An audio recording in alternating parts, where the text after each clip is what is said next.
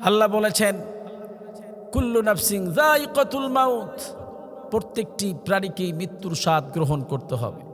ওয়া ইন্নামা তুওয়াফাউনা উজুরাকুম ইয়াওমাল কিয়ামা, দুনিয়ার জিন্দেগিতে যে হায়াত পেয়েছো, কিয়ামতের ময়দানে এই হায়াতের প্রতিফল কি করেছো দুনিয়ার জমিনে, কিয়ামতের ময়দান আল্লাহ তাআলা তা বুঝিয়ে দিবেন।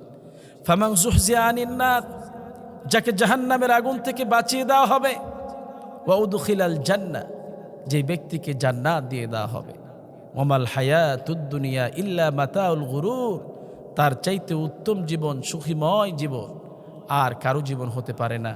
সুতরাং এমন জীবন গঠন করে যাও যে জীবনে মৃত্যুবরণ করলে কবর থেকেই তোমার জান্নাতের আভাস তুমি পেয়ে যাবে। এমন জীবন গঠন করো না যে জীবনে তুমি মৃত্যুবরণ করলে মানুষেরা তোমার জন্য কাঁদবে না। তুমি মৃত্যুবরণ করেছো, মানুষরা তোমার জন্য খুশি হয়ে যাবে। তুমি যেহেতু মৃত্যুবরণ করেছো, বালা মুসিবত বিদায় হয়েছে, শয়তান ব্যক্তি বিদায় হয়েছে, মানুষের কাছে ভালো ব্যবহার করে, ভালো আচরণ দেখিয়ে যেন আমরা আমাদের জিন্দেগি শেষ করতে পারি। আল্লাহ কবুল করে নেন, পড়ছি আমিন। কবর একটি মানুষকে দৈনন্দিন ডাকতেই থাকে ৭০ বার।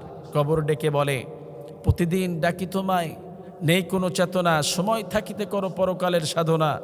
ডাকার মতো ডাকবো একদিন আমি অন্ধকার কবর, আসতে হবে আমার কোলে, রাখ না কেন খবর।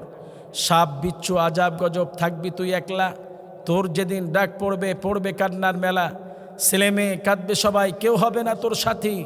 আমি কবর নিজের গ্রহে, তোরে কেউ দিবে না বাতি। তোর শক্তি হবে ইমানের বল, হিসাব হবে পথে।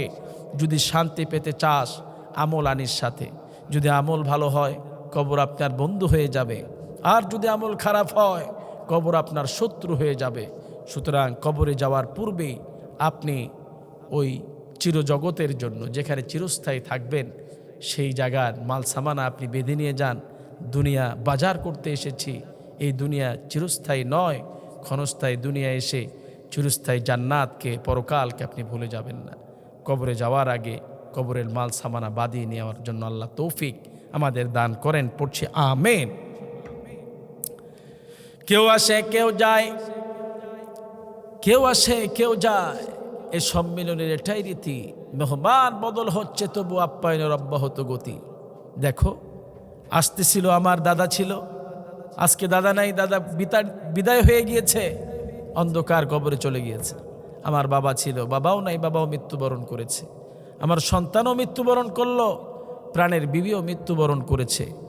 এই দুনিয়াতে আমি আপ্যায়ন করাইতে চাই, পরিপূর্ণভাবে আত্মীয়কে আপ্যায়ন করাইতে পারতেছি না। সুতরাং এই দুনিয়া থাকার জায়গা নয়। দেখো, রোদনকারীর চোখ বেয়ে অশ্রু ঝরে মাটির সাথে মিশে যায়। এই চক্ষু দুটি যখন বন্ধ করে এমনই মানুষের দৃষ্টান্ত রূপ হয়। এই বাহার, এই অহংকার নিয়ে চলছি, এই দুটি চোখ বন্ধ হয়ে গেলে দুনিয়া আর আমার থাকবে না, দুনিয়া আমার পর হয়ে যাবে, দুনিয়া আমাকে লাথি মেরে খেতে দেবে। সুতরাং আগন্তুক একজন ব্যক্তি সফর করছেন, হঠাৎ কোথাও গিয়ে তিনি ক্লান্ত শরীর গাছের নিচে আরাম ফরমাচ্ছেন। প্রতীক জানে এটি তার গন্তব্যস্থল নয়, গন্তব্য বহু দূরে। সুতরাং এই দুনিয়া আমাদের চিরস্থায়ী ঠিকানা নয়, আমাদের গন্তব্য হচ্ছে জান্নাত কিংবা জাহান্নামে। ওই জান্নাত এবং জাহান্নামের ভয়াবহতা আর জান্নাতের যে সুখ, আল্লাহ তাআলা জাহান্নাম থেকে বাঁচিয়ে জান্নাত আমাদের প্রত্যেকের কপালে নসিব করে দেন, পড়ছি আমিন।